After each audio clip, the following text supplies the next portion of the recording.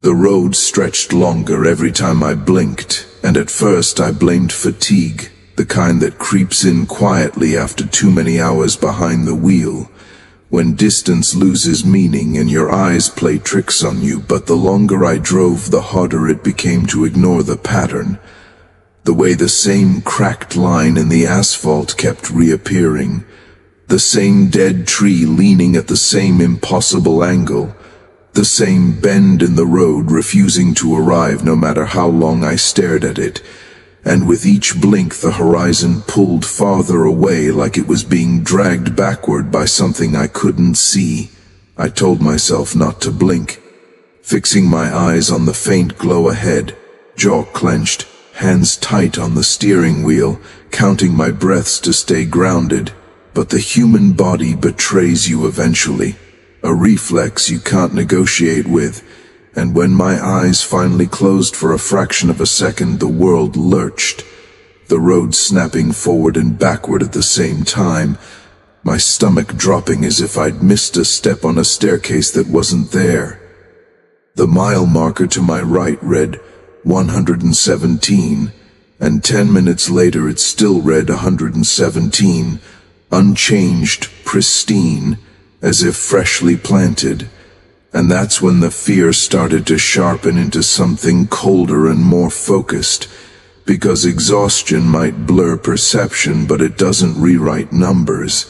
And I laughed once, short and forced, the sound too loud in the car, trying to convince myself that panic was the real enemy, not whatever illusion the night was building around me.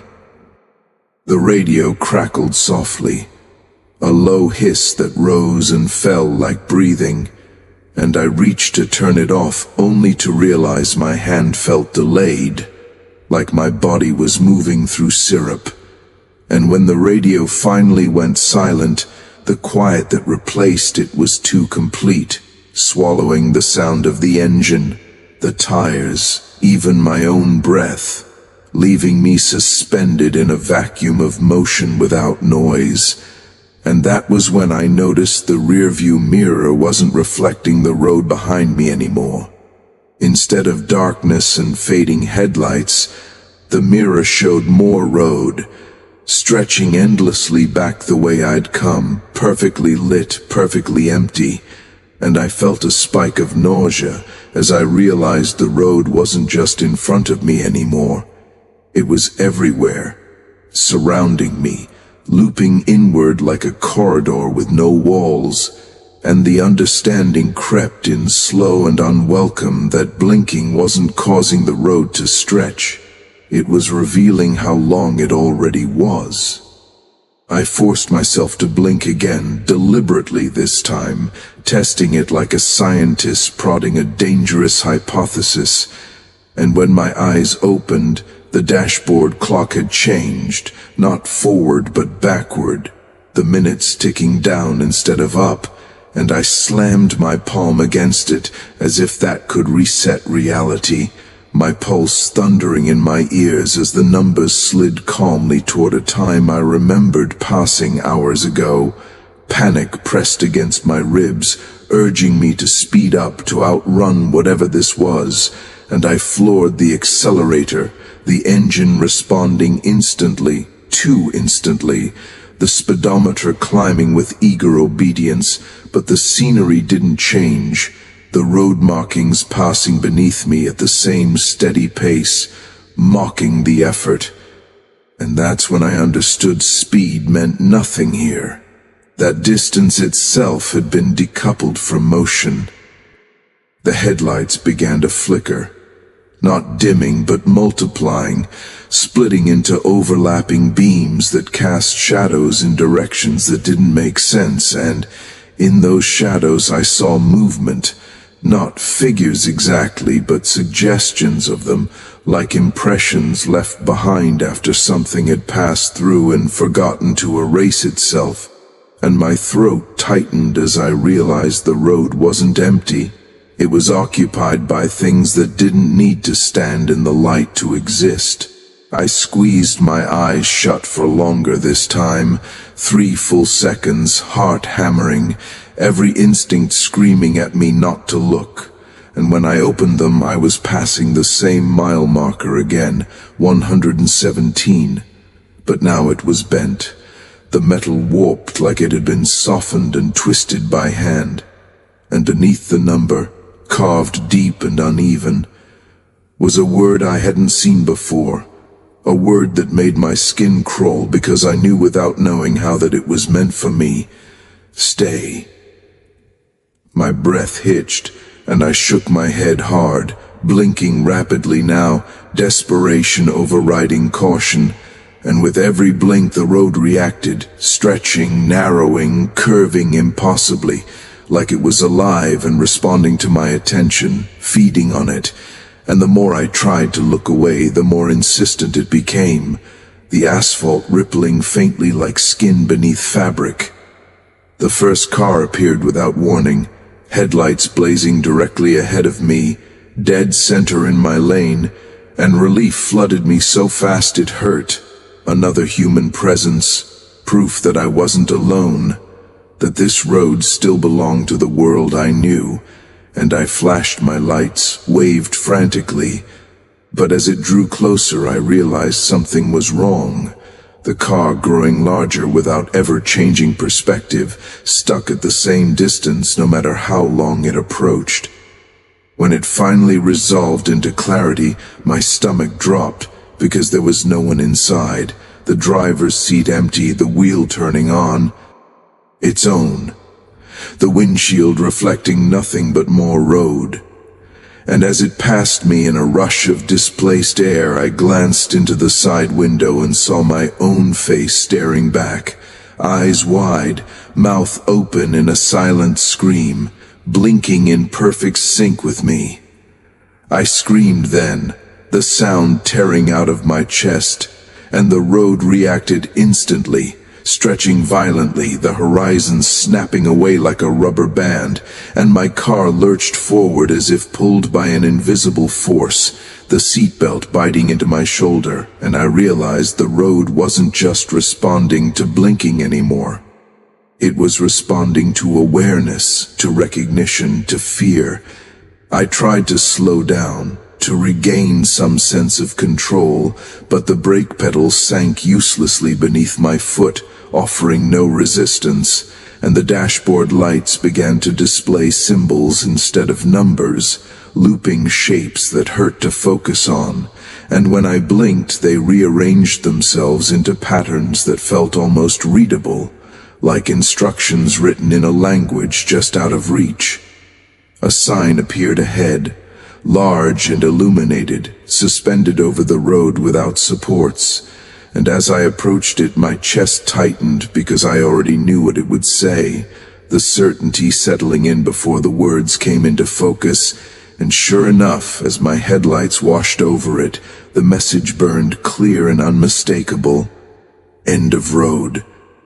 I laughed hysterically, the sound cracking, because the road ahead stretched farther than ever, disappearing into a vanishing point that refused to stay still, and the sign felt less like a warning and more like a joke at my expense, a reminder that endings here didn't mean what they should. I blinked again, slower now, heavier, my eyelids burning, and when they opened the sign was gone, replaced by a figure standing in the middle of the road, tall and thin, its outline wavering like heat distortion, and I slammed the brakes again out of ins. Tinked. Even though I knew it wouldn't help, my heart pounding so hard it felt like it might tear free. The figure didn't move as I approached, didn't react to the blaring horn or the flashing lights, and as I drew closer I saw that its face was wrong, not blank but unfinished, features smoothed over like wet clay left in the rain, except for the eyes, which were open wide and unblinking, locked onto mine with an intensity that froze my breath. It raised one elongated arm and pointed not at me, not at the car, but at the road ahead, and when it spoke the sound didn't come through the air, it came from inside my head, a flat, echoing voice that carried no emotion and yet felt ancient. "You are still moving," it said, and the words settled into me like a verdict. I demanded to know how to get off the road, the question bursting out of me raw and desperate, and the figure tilted its head slowly, the motion wrong in the same way everything else here was wrong, and it replied, "You blinked past the exit." The meaning hit me like a physical blow, memories flooding back of a rest stop I didn't remember stopping at, a flicker of lights at the edge of my vision hours ago, dismissed and forgotten in a moment of inattention, and I understood then that the road wasn't stretching now. It had stretched then, quietly, seamlessly, while I wasn't looking. The figure stepped aside, dissolving into shadow, and the road ahead opened wider, smoother, inviting in its endlessness, and the hum began, low and familiar, vibrating through the car and into my bones, syncing with my heartbeat, and I realized with a cold, sinking certainty that blinking wasn't the cause of this place, it was the cost of leaving it. My eyes burned, tears blurring my vision, and I fought them, holding my gaze steady on the impossible horizon, because somewhere deep inside I knew that the moment I let myself blink without fighting it, the road wouldn't just stretch again, it would finish. The road did not end after that realization. It softened, stretched into something less like a place and more like a condition, and I drove on with my eyes wide and burning, terrified that the smallest lapse would complete whatever process had already begun, the hum deepening beneath the sound of the engine until it felt like the engine was borrowing its rhythm from something far older and far larger than metal and fuel. I don't know how long I managed to keep my eyes open, time here refusing to behave like time should, seconds swelling and thinning unpredictably, my thoughts looping back on themselves the way the road did, and eventually the pain became unbearable, my vision blurring not from blinking but from strain, tears pooling until the world fractured into overlapping images. And in that distortion I began to see things that hadn't been visible before. The road wasn't empty at all, it was layered, stacked with moments. From other journeys bleeding through the surface like fossils in stone, headlights frozen mid-approach, silhouettes of cars that weren't quite there, impressions of footsteps pressed into the asphalt as if people had once tried to walk their way out, and every one of them was moving in a direction that didn't align with mine, flowing sideways, backward, inward. The hum shifted then, resolving into patterns, pulses that carried information the way language carries meaning, and I understood without words that the road was not stretching randomly, it was compensating, adjusting itself to accommodate my refusal to complete the cycle, elongating the distance so I could remain in motion without ever arriving, a compromise that felt merciful until I realized what it was preserving me for. My eyes finally blinked on their own, a betrayal so small and human it almost felt cruel, and when they opened the sky had changed, no longer dark but washed in a dim, colorless glow like light filtered through fogged glass, and the road had widened into multiple lanes that split and merged without warning, each one tugging at my attention, daring me to look, daring me to choose. Signs rose from the asphalt ahead, tall and thin, their surfaces blank until my gaze landed on them, and then words surfaced slowly, as if pushed up from beneath, names of places I recognized and others I didn't, destinations from my past and futures I'd once imagined and abandoned. And I realized with a sickening clarity that the road wasn't showing me exits anymore, it was showing me alternatives.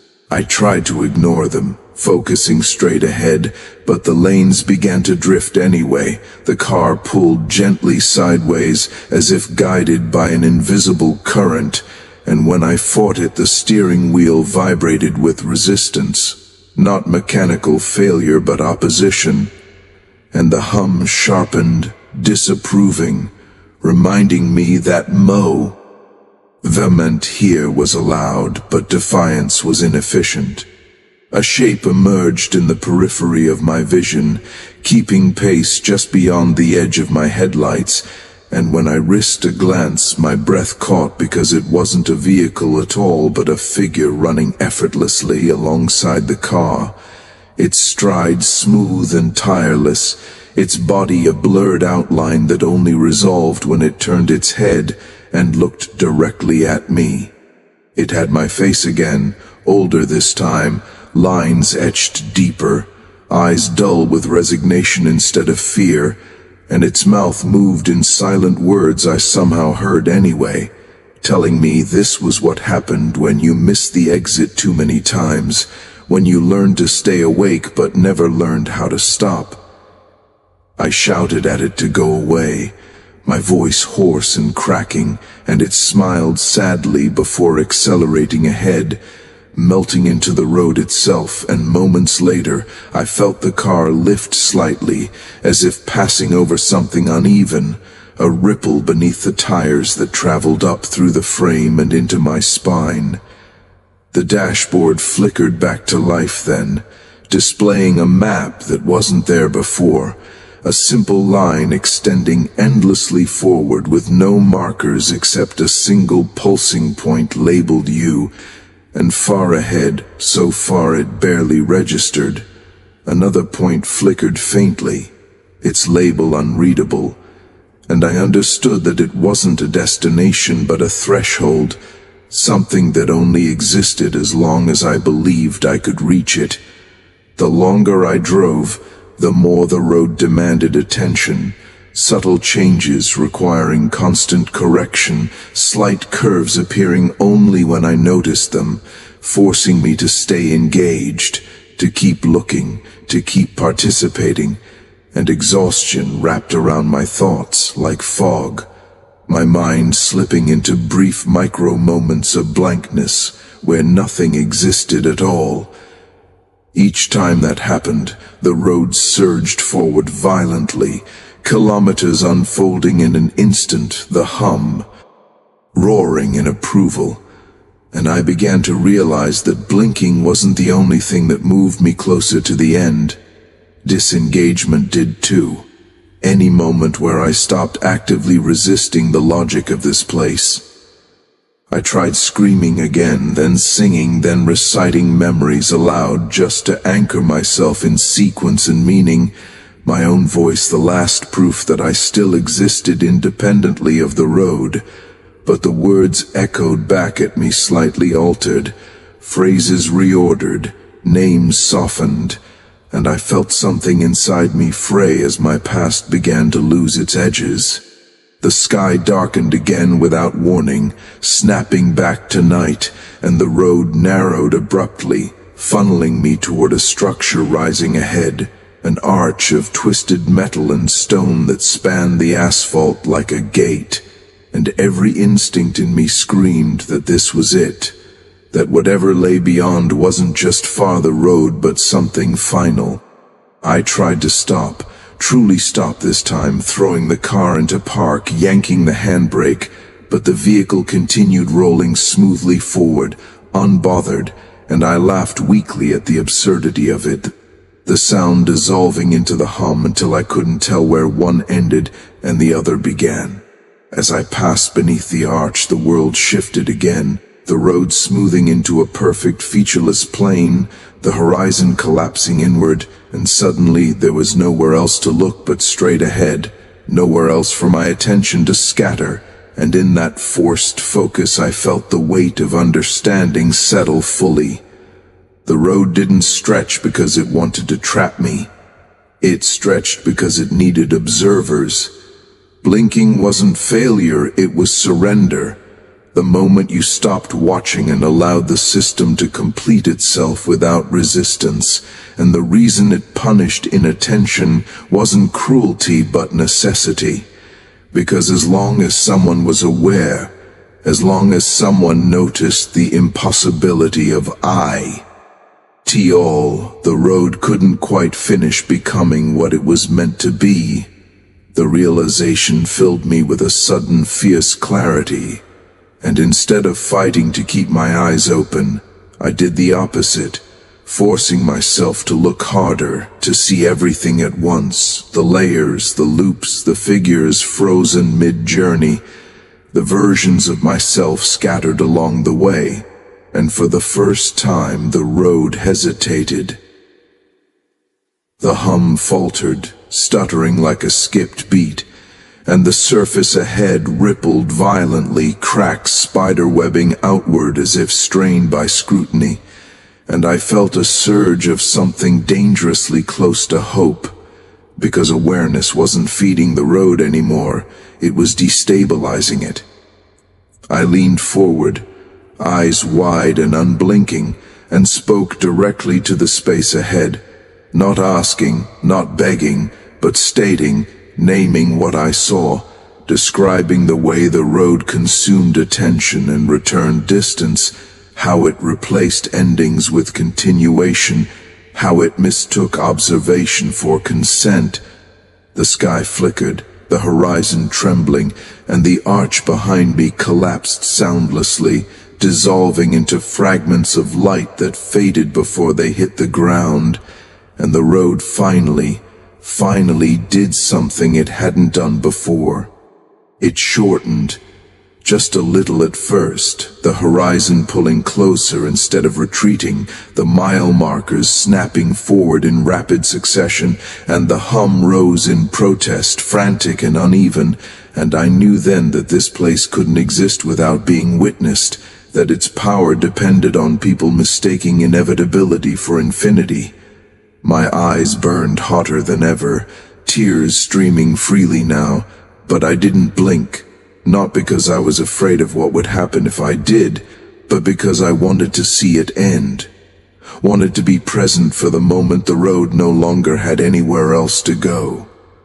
The light ahead intensified, not the glow of another stretch, but the harsh, honest brightness of an exit, raw and unfiltered, and as the car surged toward it, the world shook violently, the road tearing itself apart in its effort to remain unfinished. I crossed the threshold in a rush of sensation, pressure releasing all at once, the hum cutting off mid-pulse, and suddenly I was skidding onto gravel, the car jerking to a stop beneath a sky that looked painfully, beautifully normal. I blinked then, once, twice, deliberately, and nothing stretched, nothing shifted, the world remaining stubbornly fixed, and I laughed and cried at the same time, the sound real and grounding and human, and for a long time I just sat there, breathing, afraid to move, afraid to look away. When I finally stepped out of the car, the road behind me was just a road again, cracked and unremarkable, stretching back the way roads always had. And yet as I walked away, I couldn't shake the feeling of being watched, not by something ahead or behind, but by the idea of the road itself, waiting patiently for the next moment someone blinked at the wrong time.